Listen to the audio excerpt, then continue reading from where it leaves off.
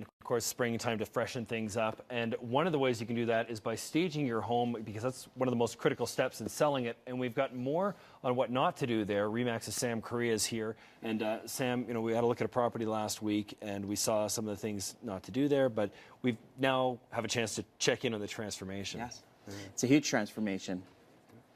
So let's have a look here. We're going to start out with the living room space here. Just tell us what you saw there and what needed to be changed.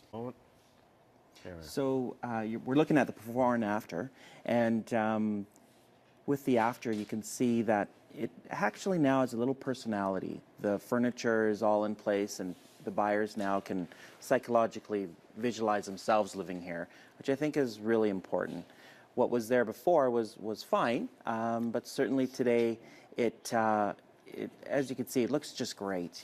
Very modern furniture, nice open, bright feel.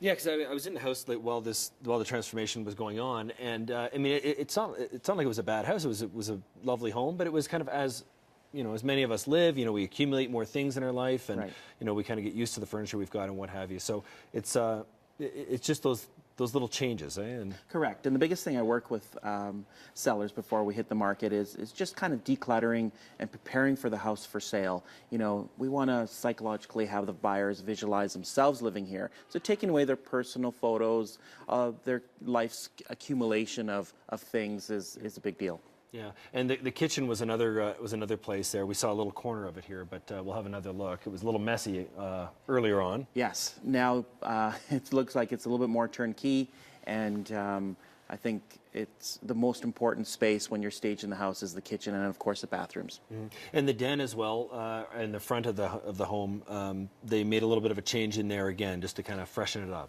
Yeah, thinned it out, of course, with some of the previous papers that were there, and just staged it a little bit, took away some furniture, and added a little bit more modern furniture there, so the buyers can visualize themselves there. It's a great space. It's quite the transformation. So these were all on the main floor of the home, but if we go downstairs to the basement, we can see, again, it was just kind of a question of clutter and decoration, things that might have been people's own personal taste, but... Right. Yeah, it kind of showcases more of a modern feel. And I think the whole goal here was to certainly do that so we could showcase it for hitting the market this weekend. Mm-hmm. So maybe we'll also have to take a look. There was a bit of an unusual room down there that was a bit of a little bit of I don't know if you want to call it a wasted space before, but... Yeah, it was a storage room / hobby room previously, and now it gives some definition. It could be a lower office den. It certainly could be a kid's play area for grandchildren if the buyer is looking for more space. It's now defined. Mm-hmm. So what does this kind of thing cost? Because I'm sure that some people think, I'll just clean it up and tidy up and put a couple things away. So I have, in my travels, have had this home priced in many different times with many different stagers, and there's lots of directions you can go. You can certainly spend more, and I kind of did the minimum here to give me the maximum return. Quite surprisingly, the investment here was only $3,500, and what that included was the complete staging for the month. We also had, I thought it was important to have a painter paint some of the rooms. I took down some wallpaper that just gave it from more of a country feel to more of a modern feel. I even changed some light fixtures and some window treatments. So lots was done there, and $3,500 was not a huge investment. But it is an investment.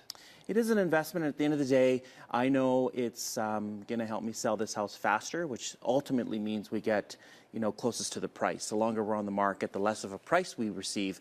And I anticipate this home is going to sell in the next 14 days because of it. It was, the whole process took about a month from the time the owners were moving out. The staging took a day. And of course, a lot of the background work from the painting and light fixtures and took maybe a couple days. So, but in the end, it does bring a higher price, and that's why you do this. Guaranteed. You'll lose money if you present your home in an as-is, lived-in state, and just a little bit of effort and the right advice, you're going to maximize your return. And Sam, just if somebody likes this home, beautiful place, but there's a chance to go through and see it. Yeah, today it hits the market, and it's going to be priced at $795,000. And tomorrow it's going to be available as an open house from 2 to 4 p.m. If people want to drop by and see the transformation of a before and after, or if you think this house is suitable, I'd love to see you then. Great. And there, I should mention, too, there was a lot more done than just what we were able to shoot. We just kind of showed a few highlights here in what we had here today. RE/MAX's Sam Correa. Thanks a lot, Sam. Appreciate you coming in. And for more information, you can head to samcorrea.ca. The Market, sponsored by Sam Correa of RE/MAX House of Real Estate.